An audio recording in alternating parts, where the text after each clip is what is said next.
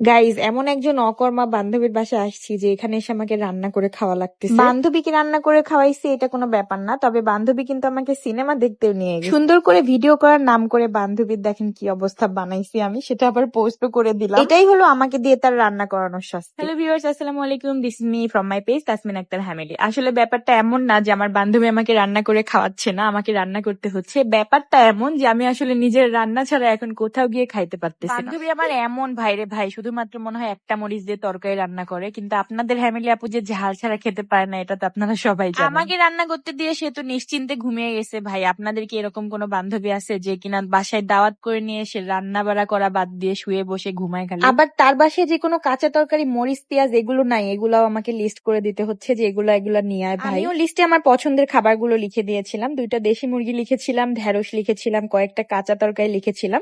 তো আমি আজকে ঢেঁড়স ভাজি করেছিলাম, দেশি মুরগি রান্না করেছিলাম, চিংড়ি মাছ ভর্তা করেছিলাম, সাথে টমেটো বেগুন ভর্তা করেছিলাম। তারপর সংগ্রামীকে সুন্দর একটা 3 পিস পরিয়ে দেই, সাথে আমিও একটা ম্যাচিং করে 3 পিস পরে নেই। আর আজকে সংগ্রামের এই কিউট 3 পিসটা কিন্তু তোমরা পেয়ে যাবে এই ফেসবুক পেজে। ছোটদেরকে 3 পিস পরলে কিন্তু খুবই সুন্দর লাগে, আর 3 পিসটা এত বেশি সুন্দর, মানে খুবই সুন্দর স্টাইলে কিন্তু 3 পিসটা বানানো ছিল। পাকিস্তানি হাতা ছিল, সাথে কামিজ স্যালোয়ারটাও কিন্তু খুবই কমফোর্টেবল। শাকিব খানের বরবাদ মুভিটা কিন্তু আমরা আমাদের ড্রয়িং রুমে বসে খুব ভালোভাবে এনজয় করি, এন্ড বরবাদ সিনেমাটা আমাদের কাছে খুবই ভালো লাগে। আর বরবাদ সিনেমাতে শাকিব খানের নাম ছিল আরিয়ান।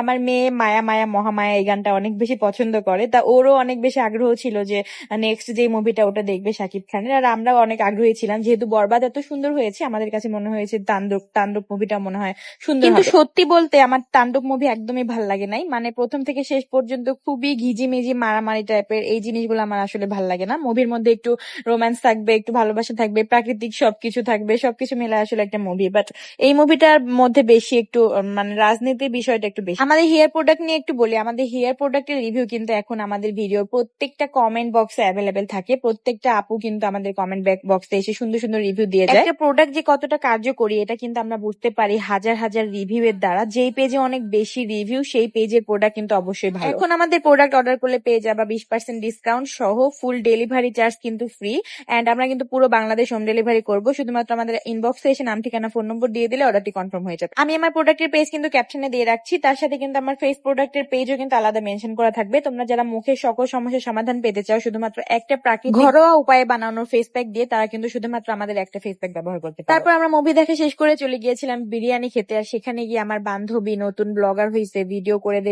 দে আমার মাথাটা নষ্ট করে ফেলে। এই কারণে আর কি বান্ধবীর অবস্থা আজকে টাইট দিয়ে দিচ্ছে। ভাইরে ভাই, একটা মানুষ এত পরিমাণ ছবি ভিডিও তুলে, মানে আমি যখন প্রথম নতুন নতুন ব্লগার হয়েছি তখনও তো ভাই এত পরিমাণ ছবি আর ভিডিও তুলে নাই, বাট আমার এই বান্ধবী ছবি তুলে দে মাথাটা পুরাই নষ্ট করে ফেলে। যাই হোক, ভালো একটা বান্ধবী পাওয়া কিন্তু ভাগ্যের ব্যাপার। আর আমাদের আরো অনেক বান্ধবী ছিল যাদের সাথে কিনা এখনো কোনো কন্টাক্ট হয় না, কোনো সম্পর্ক নাই, তবে অনলাইনে এসে কিন্তু বেশ কয়েকটা বান্ধবীর সাথে আবার নতুন করে পরিচয় হয়েছে, তাদের সাথে দেখা করেছি। আজকের ভিডিওটা এই পর্যন্ত শেষ করবো, দেখা হয়ে যাবে নেক্সট কোনো ভিডিওতে। ততক্ষণ পর্যন্ত সবাই ভালো থাকবেন, সুস্থ থাকবেন। Thank you so much for watching.